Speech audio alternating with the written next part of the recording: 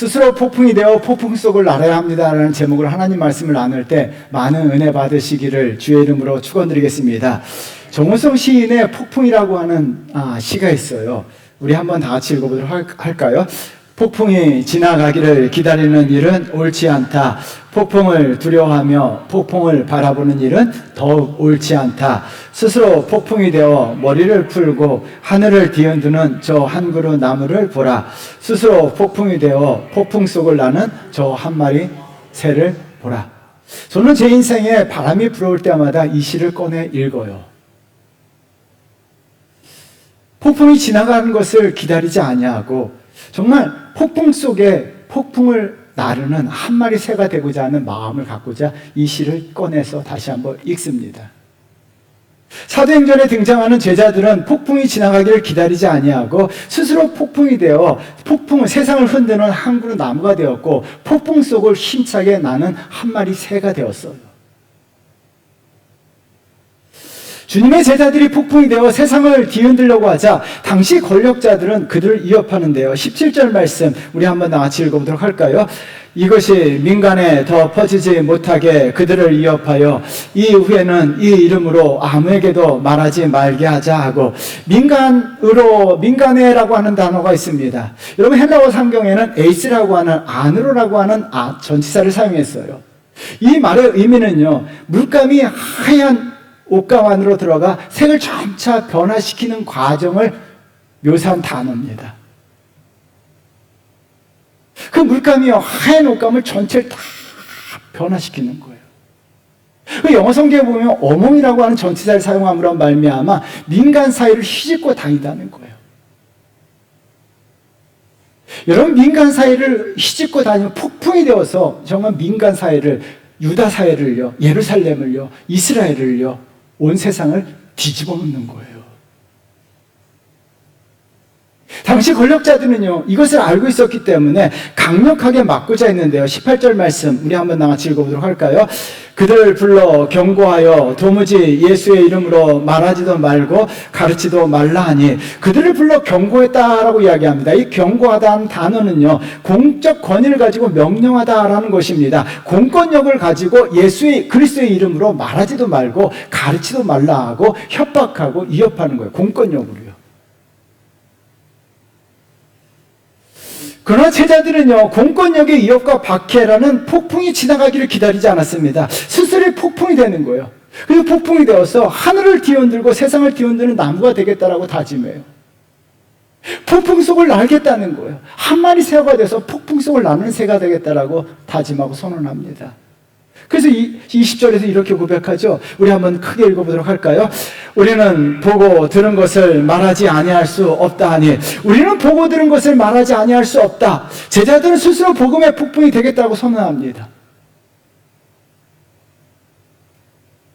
폭풍이 지나가기를 기다리는 것이 아니라 우리가 폭풍이 되겠다는 거예요. 내가 폭풍이 되어서 이 사회의 폭풍이 되겠다는 거예요. 이 사회, 이 민족을 뒤흔드는 폭풍이 되겠다라고 선언하고 있는 거예요. 제자들은요, 그들의 말대로 폭풍이 되어서 유다와 예루살렘과 사마리아와 세상을 뒤흔드는 한 그루의 나무가 되었고 폭풍이 되어서 그 폭풍 속을 나는 새가 되었어요. 여러분, 우리가 살다 보면 예상치 못한 여러 가지 폭풍이 우리 인생 가운데 찾아와요. 여러분들도 인생 사는 동안 여러 가지 바람이나 폭풍을 맞으셨어요. 여러분, 폭풍에서 주저앉았습니까? 넘어지셨습니까? 쓰러지셨습니까? 아니면 폭풍을 이겨내고 폭풍을 뒤흔드는 나무가 되셨습니까? 저와 여러분들 앞으로 살아가는 인생 동안도 여러 가지 폭풍이 찾아와요. 그때 폭풍 속에서 쓰러지는 것이 아니라 폭풍이 지나가기를 간절히 바라는 것이 아니라 폭풍을 이겨내는 한 마리 새가 되어야 될 줄 믿습니다. 그런 새가 되어야 될 줄 믿습니다. 그렇다면 우리가 폭풍을 이겨내는 한 마리 새가 되기 위해서는 어떻게 될까요? 첫 번째는요, 집단 사고를 뛰어넘어야 합니다. 여러분, 미국의 심리학자 어빙 제니스가 집단 사고에 의한 희생들이라는 책에서 집단 사고를 하는 언어를 처음으로 사용했습니다. 여러분, 저도 집단 사고의 희생자가 되기도 하였고 될 뻔한 적도 여러 번 있었어요. 저는 한국어 발음뿐만 아니라 영어 발음도 결코 좋지가 않아요. 유학을 가기 위해서 영어 스터디 그룹으로 공부하게 되었어요. 후배들과 함께 공부하게 되었는데요. 영어를 잘하는 후배가 저에게 얘기해요. 형은 유학 가면 안 돼. 왜? 형은 발음이 안 좋아. 형 발음은 미국 사람이 듣지 않아. 발음이 좋아야 돼. 발음을 연습해. 그 친구는 발음 연습하다가 아직까지 유학 못 갔어요. 근데 저도 발음이 너무 안 좋으니까 유학을 포기하려고 했을 때 우연히 미국 UCLA 부총장인 분의 글을 읽게 되었어요. 이분이 고 김대중 대통령 전해였을 때 김대중 대통령에 대한 쓴 글이에요. 여러분, 고 김대중 전 대통령은요, 한국어 발음이 좋지 않아요. 국민 여러분 이러잖아요. 흉내도 낼 수 없는데, 한국어 발음도 좋지 않은 분들은요, 영어 발음도 현찮아요. 헬로 이러더라고요. 영어 발음이, 제가 이 세상 살면서 저보다 영어 발음 나쁜 사람 딱 한 명 뽑으라고 하면 김대중 대통령이에요. 이분이 UCLA에서 영어 강연을 부탁했을 때, 여러분, 주변에 있던 참모들이 김대중 선생에게 얘기합니다. 선생님, 영어 잘하는 주변인들이 통역을 해야 합니다. 선생님, 미국 사람들, 백인들은요, 발음이 나쁘면 아예 듣질 않습니다. 선생님, 죄송하지만 선생님 발음으로는 강연이 힘듭니다. 통역을 세우세요. 근데 김대중 선생이 이런 말 했습니다. 이보게들, 발음보다 더 중요한 건 내용이야. 그리고 진심이야. 여러분, 스스로 원고를 작성하여 문장도 틀리고 원고를 작성하고요, 영어 강연을 했는데요. 당시 UCLA 강당에 1000여 명이 모였는데요. 당시 경제 거물들, 정치 거물들이 모였어요. 근데 최초로 비영어권 사용사랑 강연했을 때 전원 기립박수를 받았어요. 한 사람도 앉아있는 사람이 없이 그 UCLA 1000여 명이 전원 일어나서 환호하면서 박수를 쳤어요. 여러분, 이 강연을 통해서 미국사에서 김대중이라는 이름이 재조명되었고 큰 인물로 칭송받게 됐어요. 굉장히 큰 역사적 사건이었어요. 근데 만약에 이분이요, 영어는 발음이 좋아야 한다, 집단 사고에 휘말렸더라면 어떻게 되었을까요? 통역을 세웠더라면 어떻게 되었을까요? 여러분, 그런데요, 이분은요, 집단 사고에 휘말리지 아니하고 스스로 폭풍이 되어 그 폭풍 속으로 뛰어들어서 정말 미국 사회를 흔들어 놓는 한 마리 새가 되었어요.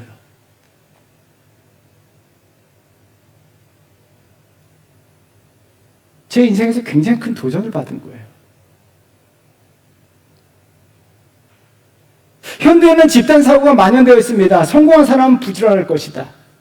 돈이 없으면 결혼하기 힘들다. 집단 사고예요. 여러분, 집단 사고는요, 어마어마합니다. 우리 사회에 만연되어 있어요. 로버트 프로스트의 쓰러져 있다라고 하는 글이 있는데요. 우리 한번 같이 읽어보도록 할까요?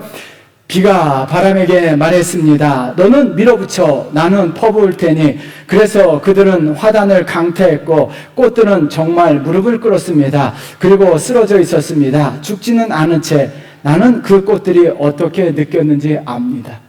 여러분, 비가 바람에게 말했어요. 밀어붙이고, 여러분, 집단 사고가 밀어붙이고 강탐으로 말미암아 꽃들이 무릎을 꿇었어요.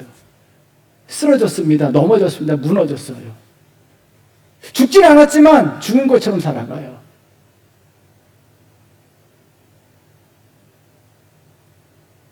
많은 사람들이 집단 사고에 휘둘렸어요. 죽진 않고 살아가지만 죽은 것처럼 살아가요.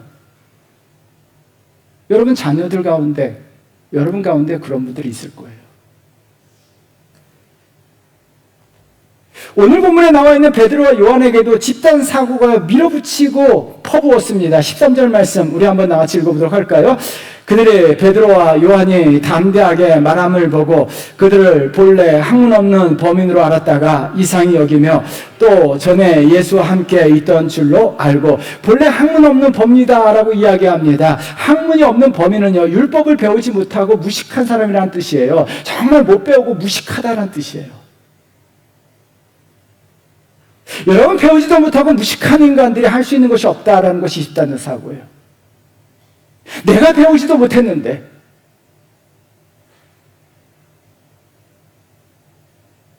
젊은 청년들 가운데 지방대 나온 청년들이 길을 못 펴요. 지방대 나왔다고, 전문대 나왔다고.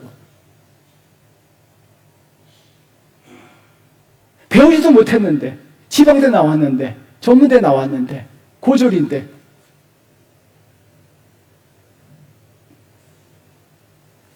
베드로와 요한이 집단 사고에 휘둘렸더라면 어떻게 되었을까요? 배우지도 못한 내가 어떻게 수많은 사람 앞에서 설교할 수 있겠어?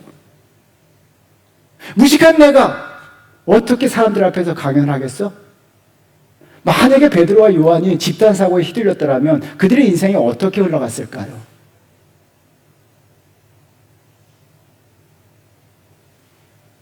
집단 사고에 휘말리는 것을 거부하게 되자 그들은 폭풍이 되어 예수 그리스도의 복음으로, 여러분, 예수 그리스도의 복음으로 유대 사회와 예루살렘을 뒤흔들어 놨어요. 만약에 집단 사고에 휘둘렸더라면요, 베드로와 요한은요, 갈릴리로 돌아가서 그냥 어부로서 조용히 살았을 거예요. 인간으로 오신 예수님께서도 집단 사고에 매몰되는 것을 거부하시고 그 사고를 뛰어넘으셨는데, 요한복음 1장 46절 말씀 우리 한번 같이 읽어보도록 할까요?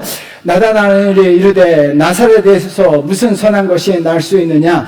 빌립이 이르되 와서 보라 하니라. 나사렛에서 무슨 선한 것이 날 수 있겠느냐라는 거예요. 개천에서 용이 안 난다는 거예요. 요즘 개천 출신들은요, 용이 될 수 없음을 스스로 알아요. 아이들이요, 영포자, 수포자라는 말을 시작했어요. 수학 포기자, 영어 포기자. 수학 포기하고 영어 포기하기 시작하더니 3포 세대다. 결혼, 연애, 출산을 포기하는 거예요. 그러더니 5포 세대로 늘어납니다. 7포, 9포. 그 다음에 요새는 M포 세대예요. 다 포기하는 거예요. 개천에서 용이 날 수 없음을 너무 잘 알고 있는 거예요. 그래서 스스로 다 포기하고 살아가요. 여러분, 예수 그리스도께서 집단 사고에 휘둘리셨더라면 어떻게 됐을까요? 나사렛에서 선한 것이 날 수 없다. 내가 나사렛 출신인데, 가난한 목수 출신인데 내가 무엇을 할 게 있냐라고 집단 사고에 휘둘렸더라면 예수 그리스도가 어떻게 되셨을까요? 예수님은요, 개천 출신이에요. 나사렛 출신입니다. 가난한 목수의 아들로 태어났습니다. 그런데 어떻게 합니까? 집단 사고에 휘둘리지 아니하고 폭풍이 되셔서 정말 전 세계를 흔드는 한 마리의 새가 되셨어요. 여러분, 저와 여러분들도 마찬가지입니다. 우리 자녀들에게도 가르쳐야 합니다. 집단 사고는요, 우리를 무너뜨리고 쓰러지고 일어나지 못하게 합니다. 죽은 채 살아가도록 만들어버립니다. 집단 사고를 뛰어넘을 때 우리가 세상을 뒤흔드는 폭풍이 될 줄 믿습니다. 그렇다면 어떻게 집단 사고를 뛰어넘길 수 있을까요? 19절 말씀에 굉장히 중요한 단서가 나와요. 19절 말씀 읽어보도록 하겠습니다. 베드로와 요한이 대답하여 이르되 하나님 앞에서 너의 말을 듣는 것이 하나님의 말씀을 듣는 것보다 옳은가 판단하라. 하나님 앞에서라는 단어에 여러분 성경책에 동그라미 쳐놓으셔야 돼요. 하나님 앞에서는요, 하나님 보시기입니다. In God's sight. 하나님이 눈앞에 계시다는 거예요. 하나님이 함께 계시다는 거예요. 여러분, 하나님이 나와 함께 계시다는 그 믿음으로 말미암아 베드로와 요한은요, 집단 사고를 뛰어넘어서 세상을 뒤흔드는 한 그루의 나무가 되었다는 거예요. 모세도요, 집단적 사고에 휘둘렸어요. 여러분, 출애굽기 4장 10절 말씀 우리 한번 같이 읽어보도록 할까요? 모세가 여호와께 아뢰되 오 주여, 나는 본래 말을 잘하지 못하는 자니이다. 주께서 주의 종에게 명령하신 후에도 역시 그러하니 나는 입이 뻣뻣하고 혀가 둔한 자니이다. 제가 신학교 때 이 말씀을 보고 굉장히 은혜를 받았어요. 저도 말을 잘 못했거든요. 버벅거렸거든요. 그래서 저도 이 말씀이 가슴속에 담기 전에는 목회하기 싫었어요. 하나님, 버벅거리는 사람이 무슨 설교를 합니까? 지금 목사도 마찬가지요. 내가 버벅거리고 있는데, 혀가 뻣뻣한데, 말 잘 못하는데 어떻게 이스라엘 민족의 지도자가 될 수 있겠습니까? 라고 집단적 사고로 하나님에게 말하는 거예요. 그때 하나님께서 하신 말씀이 있어요. 12절 말씀이에요. 우리 한번 같이 읽어보도록 할까요? 이제 가라. 내가 내 입과 함께 있어서 할 말을 가르치리라. 하나님께서 말씀하십니다. 이제 가라. 내가 너와 함께 하겠다는 거예요. 너 입과 함께 하고 너와 함께 한다는 거예요. 모세는 어떻게 합니까? 하나님이 나와 함께 하시다는 그 믿음을 가지고 집단 사고를 이겨내고 애굽을 뒤흔들어 버리는 폭풍이 되었다는 거예요. 모세와 함께 하신 하나님이 저와 여러분들과 함께 하실 줄 믿습니다. 모세와 함께 하신 하나님이요, 여러분 자녀들과도 함께 하시는 줄 믿습니다. 제가 파리 올림픽을 보면서 굉장히 감동받았던 글을 읽게 되었어요. 이번 파리 올림픽에서 400m 허들에서 세계 신기록을 세우고 금메달을 딴 시드니 맥클로플린이라고 하는 선수가 우승하자마자 바로 400m 하면서 바로 결승에서 신기록하자마자 바로 무릎을 꿇었어요. 그리고 마이크를 갖다 대자 이렇게 했습니다. 우리 한번 같이 읽어보도록 하겠습니다. 하나님을 찬양한다. 그분은 무엇이든지 할 수 있다. 그리스도 안에서 무엇이든지 가능하다. 여러분, 인터뷰 시작이 이렇게 시작했어요. 근데 이분이요, 인터뷰하기 전에, 올림픽 하기 전에 했던 인터뷰가 더 유명합니다. 올림픽 하기 전에 얼마나 두렵겠습니까? 그러니까 이렇게 고백합니다. 그 내용 한번 읽어보도록 하겠습니다. 하나님께서는 두려움을 믿음으로 바꿔주셨다. 하나님께서는 경주하는데 꼭 필요한 것을 주신다. 나는 하나님을 믿고 공격적으로 허들 하나하나를 격파합니다. 여러분, 하나님이 함께 하시다는 믿음이요, 폭풍이 되어서 올림픽을 뒤흔들어 놨다는 거예요. 자기도 세계 신기록을 세울 줄은 모르고 금메달 딸 줄을 몰랐다는 거예요. 허들 선상에 섰을 때 경주하기 전에 이 두려움이 폭풍같이 밀려온 거예요.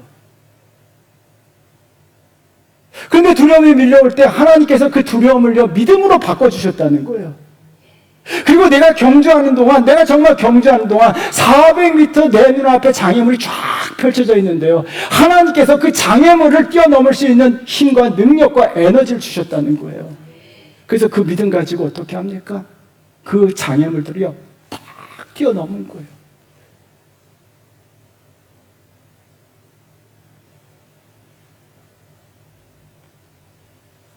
우리 이 땅 살다 보면요, 집단 사고가요, 이 사회에 만연되어 있어요.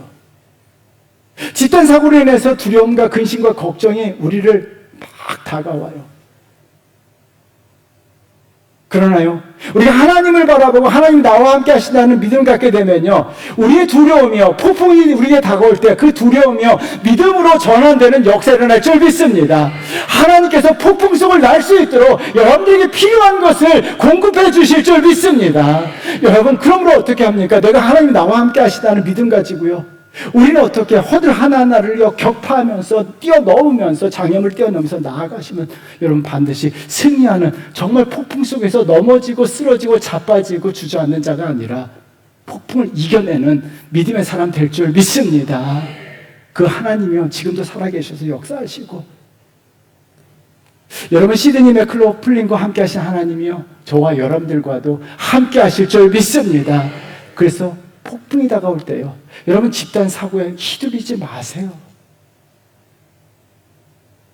여러분 오늘 교회 밖에 문을 나가시면요, 또 집단 사고가 우리에게 휘몰아쳐 와요. 그때마다요, 우리는요, 나와 함께 하신 하나님, 내 갈 길에 힘과 능력을 주신 하나님, 그 하나님으로 말미암아 집단 사고 그것을 뛰어넘으셔서 인생의 승리자가 되시고 폭풍 속을 나는 한 마리의 새가 되시기를 주의 이름으로 축원드립니다. 두 번째는요, 사람의 말들을 뛰어넘어야 합니다. 윤동주 시인의 나무라고 하는 제목의 시가 있는데요, 우리 한번 다 같이 읽어보도록 할까요? 나무가 춤을 추면 바람이 불고 나무가 잠잠하면 바람도 차오. 여러분 이 시를 읽으면서 무엇을 느끼십니까? 좀 이상하다고 생각하지 않아요? 일반적으로 바람이 불면 나무가 춤을 추고 바람이 잠잠하면 나무가 잠잠하는 것이 우리가 알고 있는 원리고 원칙입니다. 근데 시인은 거꾸로 이야기합니다. 나무가 춤을 추면 바람이 불고 나무가 잠잠하면 바람도 잔다라고 이야기합니다. 이 시를 계속 읽고 마음속에 새기다 보니까요, 이 시인의 마음이 전해지더라고요. 자신이 주변 환경이나 사람들에게 휘둘리지 않겠다는 거예요. 환경에 휘둘리지 않겠다는 거예요. 내가 주체가 되겠다는 거예요. 주체가 되어서 이 환경을 헤치고 살아가겠다는 거예요. 내가 왜 환경이라는 바람에 휘둘려서 흩날리겠냐는 거예요. 왜 내가 사람들 때문에 휘둘리냐는 거예요. 그렇지 않겠다는 거예요. 내가 환경을요, 이겨내겠다는 거예요. 여러분, 이런 나무가 되어야 될 줄 믿습니다. 환경이나 사람들의 말이 폭풍이 되어서요, 우리를 흔들어 놔요. 그래서 여러분, 많은 사람들이 환경 때문에 완전 인생이 무너져요. 또한 사람들의 말 때문에요. 우리 선배 목사님이 그래요. 목회하는 동안 성도들에게 가장 많이 들었던 말이 무엇이냐고 물어보더라고요. 뭘 것 같아요? 우리 교회는 은혜 받았습니다. 이게 제가 많이 듣는 이야기예요. 근데 그 목사님 목회하면서 너무 가슴 아팠다는 거예요. 목사님 상처받았어요.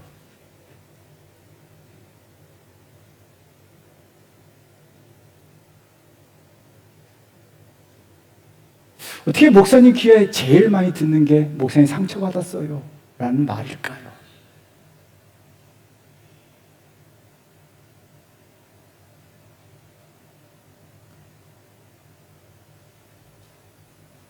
여러분, 사람들의 말 한마디를 뛰어넘지 못하면요, 쓰러지고 자빠지고 무너지고 인생이 점점 죽어가요. 나는 나로 살기로 했다라는 젊은 작가의 글인데요, 이분이 직장생활 하면서 느꼈던 거를 이렇게 썼더라고요. 우리 한번 다 같이 읽어보도록 할까요?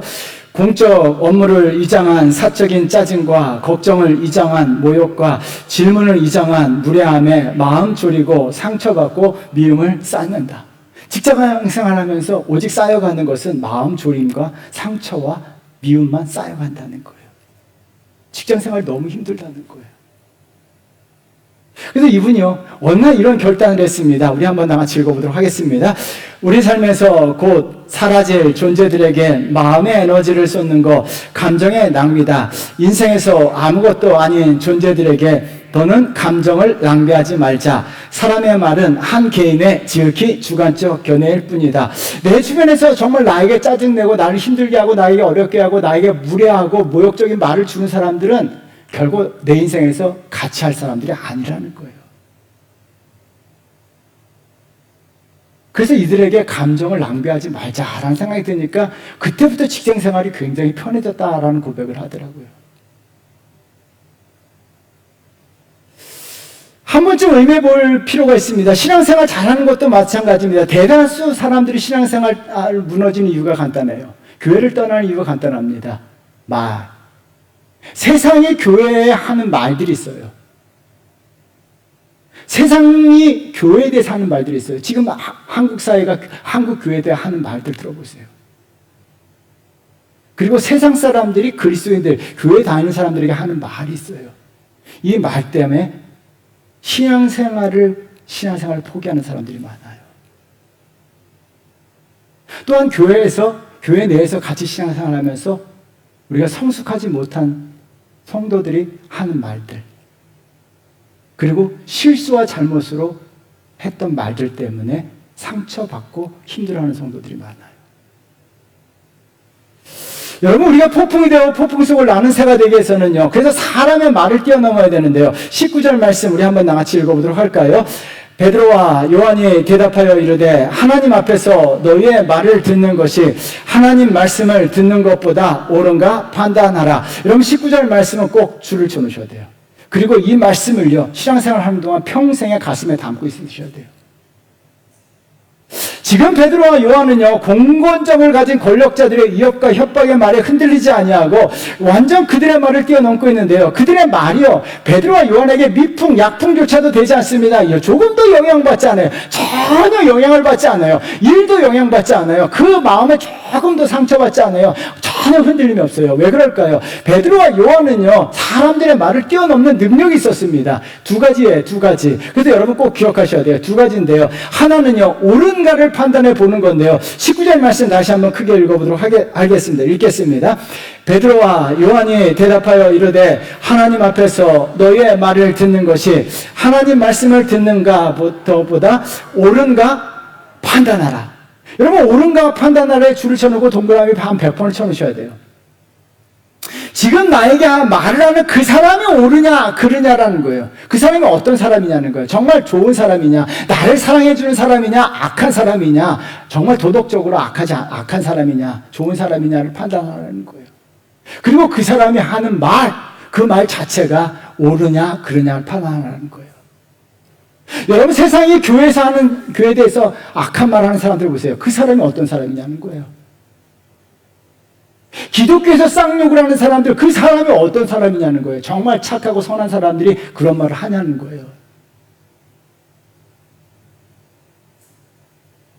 그런 사람, 그 사람이 옳은 사람이냐, 옳은 사람이 하는 말이냐, 정말 이상한 사람들이 하는 말이냐, 이상한 사람들이 하는 말이면 들을 필요도 없다는 거예요. 아무리 심한 욕을 해도요. 지금 베드로는요, 요한은요, 그 사람들이 이상한 사람이에요. 왜요? 예수 그리스도를 십자가에 못 박은 사람들이에요. 그래서 그 사람들의 말을 전혀 듣지 않는 거예요. 또 하나는요, 그 사람이 어떤 말을 했는가를 잘 보십시오. 그 사람이 정말 나를 사랑해서 나에게 유익한 말을 해주는가, 좋은 말을 해주는가, 틀린 말인가, 맞는 말인가. 여러분, 그 사람들이 뭐라고 이야기합니까? 정말 그 말씀을 듣고 그 말씀이 예수 이름으로 말하지도 말고 가르치도 말라. 틀린 말이에요. 그래서 어떻게 해요? 베드로와 요한은 틀린 말이기 때문에 그 말을 가슴에 담아두지 아니하고 거부하고 거절해요. 여러분, 우리가 참 중요합니다. 내 주변에서 나에게 말을 하는 사람들, 그 말이 옳은 말인가 틀린 말인가를 점검해 보셔야 돼요. 정말 옳은 말이라면요, 그 말을 듣고 내가 고치면 돼요. 근데 그 사람 말이 틀린 말이 있어요. 왜요? 우리가 사람을 알 때 띄엄띄엄 알잖아요. 여러분들이 저를 얼마나 많이 알고 계십니까? 사람들은요, 사람을 잘 알지 못하고 말을 하기 때문에 옳은 말 할 수도 있지만 틀린 말 할 수도 있다는 거예요. 그래서 어떻게 해요? 그 말이 틀리면요, 거절하시면 돼요. 거부하시면 돼요. 마음에 담지 않으시면 된다는 거예요. 그래서 저와 여러분들이 옳은가 판단해 보라는 사도 베드로의 말씀처럼요, 항상 사람의 말, 그 말이 옳은가 아닌가를 판단하셔서 틀린 말은 거부하시고 옳은 말은 그 말씀을 고치면 돼요. 이와 같은 성도 될 때 우리가 사람의 말을 뛰어넘는 은혜가 있을 줄 믿습니다. 다른 하나는요, 하나님 말씀이 가슴에 담아두어야 되는데요, 베드로와 요한은요, 예수님 말씀을 가슴에 담아두었어요. 예수님 말씀이 가득 참으로 말미암아 사람의 말이 들어오질 못하는 거예요. 여러분, 사도행전 1장 8절 말씀 우리 한번 다 같이 읽어보도록 할까요? 오직 성령이 너희에게 임하시면 너희가 권능을 받고 예루살렘과 온 유다와 사마리아와 땅끝까지 이르러 내 증인이 되리라 하시니라. 주님께서 내 증인이 되리라 라고 말씀하셨어요. 지금 베드로와 요한은요, 예수 그리스도의 말을 자기 심장 가운데, 자기 마음 가운데 가득 담고 있는 거예요. 그러므로 말미암아 자기 마음에 담은 하나님의 말씀, 예수 그리스도의 말씀에 영향을 받고 있는 거예요. 사람의 말이 들어오지 못합니다. 왜요? 예수 그리스도의 말씀이 내 안에 가득 채웠기 때문에요. 그래서 저와 여러분들은요, 하나님 말씀을 내 안에 가득 채우셔야 될 줄 믿습니다. 시편 3편은요, 다윗이 압살롬의 반역을 피하여 도망가다가 지은 시예요. 3장 2절에서 이렇게 말씀하세요. 우리 한번 같이 읽어보도록 하겠습니다. 많은 사람이 나를 대적하여 말하기를 그는 하나님께 구원을 받지 못한다 하나이다. 많은 사람들이 다윗에게 악담을 퍼부어요. 저주를 퍼붓고 있어요.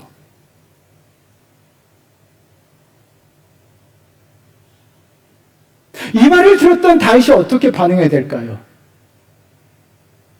다윗은요, 전혀 요동하지 아니하고 흔들리지도 아니하고 쓰러지지도 않아요. 왜요? 하나님 말씀이 그 안에 가득 담아 있기 때문에 사람들의 악담과 저주와 욕 비방하는 말이 그 마음에 들어오지 못하는 거예요. 그래서 이렇게 고백을 하죠. 3장 6절이요. 우리 한번 같이 크게 읽어보도록 할까요?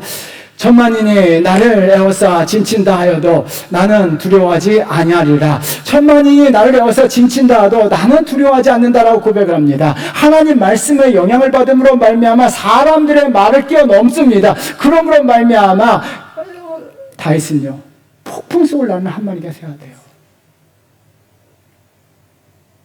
제가 돈 많은 사람을 부러워할 때가 있어요. 하나님 나에게 100억을 주세요라고 이야기했어요. 왜 100억을 달라고 하냐면요, 그 돈을 쓰기보다는 그런 생각이 들더라고요. 어떨 때 제가 돈이 없어서 1,000원에 막 연연해요.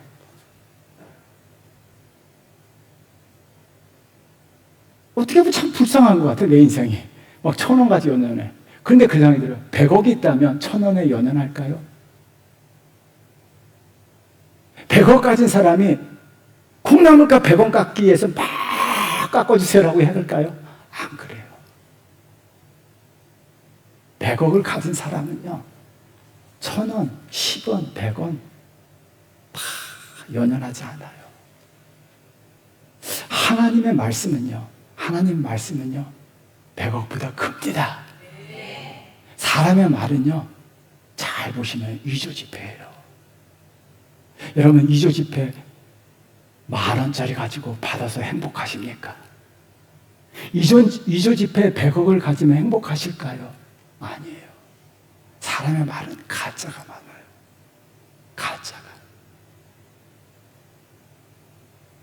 100억을 가슴에 품고 사세요. 하나님 말씀 100억보다 더 큽니다. 그러면요, 사람들, 가짜, 위조지폐와 같은 사람들의 말 한마디, 10원짜리 말 한마디에 연연하지 않아요. 그래서 저도 목회하면서 항상 하나님 말씀만 계속 담으려고 해요. 읽고 쓰고 묵상하고 입으로 크게 떠들어 보기도 해요. 왜요? 하나님 말씀을 자꾸 담으려고 해요. 그러면요, 세상 누가 어떤 말을 해도요, 요동하지 아니하고 그 사람을 뛰어넘어서 인생에 무너지지 아니하고 승리하는 저와 여러분들이 되어야 될 줄 믿습니다. 사랑하는 성도 여러분, 우리가 신앙생활하면서 반드시, 교회생활하면서 반드시 명심하셔야 돼요. 사람의 말을 뛰어넘으셔야 합니다. 직장에서도 마찬가지고, 사회생활도 마찬가지고, 가정에서도 마찬가지고, 교회에서도 마찬가지예요. 사람의 말 때문에 무너져서는 안 돼요. 사람의 말 때문에 마음에 분노와 미움이 쌓여서는 안 돼요. 사람의 말이 상처가 되어서는 안 돼요. 우리는 어떻게 합니까? 그러면 상처가 되면 내 속에 은혜가 없게 돼요. 여러분 마음에는요, 은혜로 쌓이셔야 될 줄 믿습니다. 여러분 마음에는 하나님 말씀으로 쌓이셔야 될 줄 믿습니다. 그래서 여러분 신앙생활하면서 가장 많이 입에서 고백해야 될 말은 은혜 받았습니다. 할렐루야! 은혜 받았습니다. 제가 목회 마지막 날 여러분들에게 제가 목회하면서 가장 많이 들었습니다. 은혜 받은 날. 이런 고백하게 하시기를 주의 이름으로 축원드립니다. 왜요? 하나님 말씀 많이 담아서 뛰어넘으시면 여러분들도 살아나고 힘차게 사회생활 하시고 직장생활 하시고 교회생활 하실 줄 믿습니다. 저와 여러분들 인생 살다 보면 폭풍을 만나게 돼요.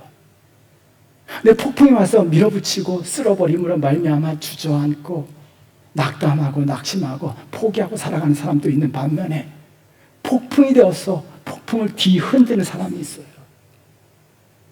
어떤 사람이 되시겠습니까? 여러분, 교회 문 밖을 나가면 집단 사고가 우리를 휘몰아쳐요.